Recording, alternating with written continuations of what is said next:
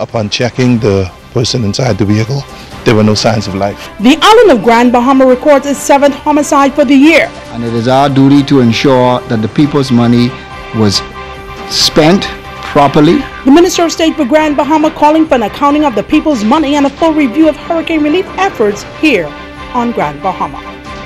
Opposition leader says newly appointed opposition senators are all up for the challenge.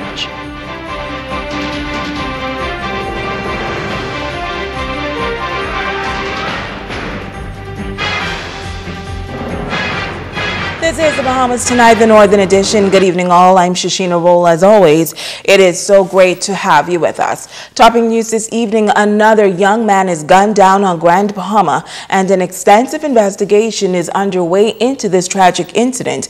Our ZNS News team was on the scene moments after this latest homicide occurred. Kimberly Mullings has our top story. Onlookers gathered in the area of Kennedy Drive near East Sunrise Shopping Center, Freeport, where the apparent murder took place. The road from Manchester Circle and the shopping center was cordoned off by police as investigators moved in to begin their initial investigations.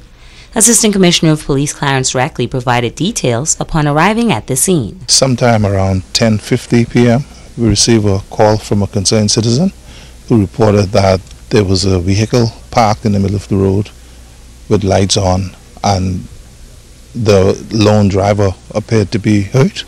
As a result, a team of officers was dispatched to this area, and they confirmed the report. Emergency medical services personnel were summoned to the area by police and pronounced the young male, believed to be in his 20s, dead. ZNS News has learned that the victim is Johannes Duncombe, also known as Ace or American Boy, a barber by profession.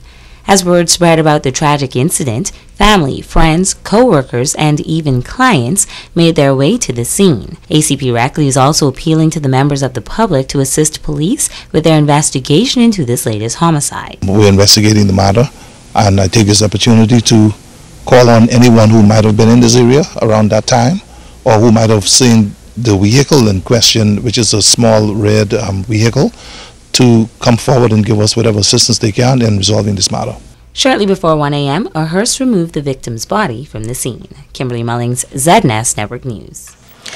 Thanks, Kim. And still on news from the crime beat, a 20-year-old male of Oates Lane, Freeport, was arrested by police in connection with a stabbing incident which has left one young man hospitalized. Police say the incident occurred shortly after 10 a.m. when a male was reportedly involved in an altercation with another male in the Fawcett Lane area of Freeport. He was stabbed about the body.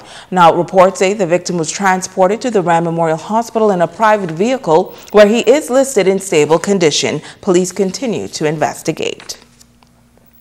Switching gears now, the Minister of State for Grand Bahama Thursday held a meeting with the 3 administrators for Grand Bahama, NEMA, Social Services, and the Ministry of Works to get an update on the Hurricane Matthew Recovery Program. Ricardo Lightborn has this report. Hurricane Matthew delivered a devastating blow to the island of Grand Bahama in October 2016. Many residents are still trying to get their lives back in order as the recovery has been slow and painful. The Minister of State for Grand Bahama and Office of the Prime Minister, Senator Kwesi Thompson, is concerned with the Hurricane Matthew Relief Program. His meeting with the 3 administrators, Grand Bahama Social Services as well as the Ministry of Works, proved to be very productive on Thursday, but he is still disturbed with the findings.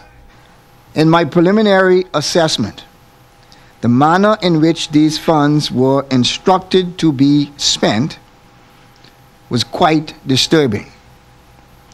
It was alarming that funds to the tune of well over $1 million was paid to one particular person for cleanup without any scope of works on file, no bids submitted, no written verification from the Ministry of Works that the work was performed for the money spent.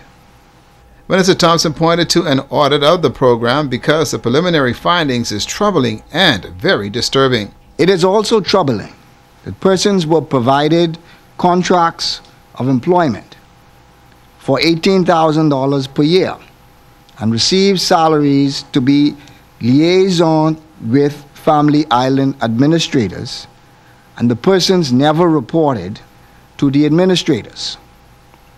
Also, what I found to be troubling is the fact that what may be in violation of the law, that contracts in the amount of up to $200,000 were issued to persons to repair public buildings without cabinet approval, without the required public bid process, and little documentary evidence that proper verifications were done before these monies were spent and were paid out. An audit of these and other matters will be undertaken to ensure that the public receive the value for money that was spent. Minister Thompson said he will follow up on the process and will get back to the Bahamian people. Ricardo Lightburn, ZNS Network News. Thank you, Ricardo. Well, the 2017 hurricane season starts June 1st. In keeping with the mandate to serve the people, Minister Thompson said that the hurricane relief program needs to be completed. I want to ensure that all persons who qualify for assistance under the established hurricane relief program receive the assistance they are fully entitled to. It is therefore important to perform an assessment of how many persons have not yet received the assistance or have applied and are still awaiting necessary help. We are approaching another hurricane season and must complete the work of this important program. Now, the public is also being asked to provide the information needed to complete this process. I've therefore instructed the island administrators to notify the public in the east, in the west, and in the Freeport area to provide this office with information on persons who have not yet been assisted. I therefore urge the public to listen for these important notices and follow the instructions. They should be receiving in very short order notifications on where they should go, what time they should go, and what documents they ought to provide. So I'm asking all of the public to listen very carefully for these very important announcements. Now, the Island Administrator's Office will serve as the information depot for the hurricane recovery effort.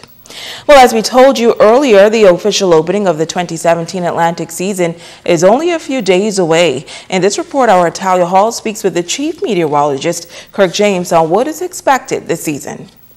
Forecasters at the National Oceanic and Atmospheric Administration Climate Prediction Center say the Atlantic could see another above-normal hurricane season this year.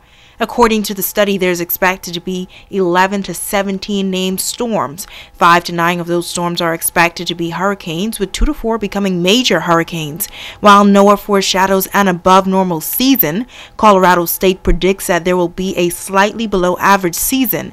Chief Meteorologist on Grand Bahama, Kirk James, says those numbers include Tropical Storm Arlene, a rare preseason storm that formed over the eastern Atlantic back in April. It only takes one system, one cyclone to devastate an area, and the scientists and the business of predicting the number of named storms, but they cannot predict landfall. The chief scientist over there in the US just said yesterday you cannot predict landfall. So relative to the Bahamas, no one could tell you at this stage if any will come in our vicinity, come across us, make landfall. No one can say that. No mortal could say that. James says he believes residents are more alert. Like they've taken really seriously these cyclones since Wilma was 2005, and of course 2012 we had a system, and last year we had another one, a major one. The chief meteorologist says hurricane preparedness is always key.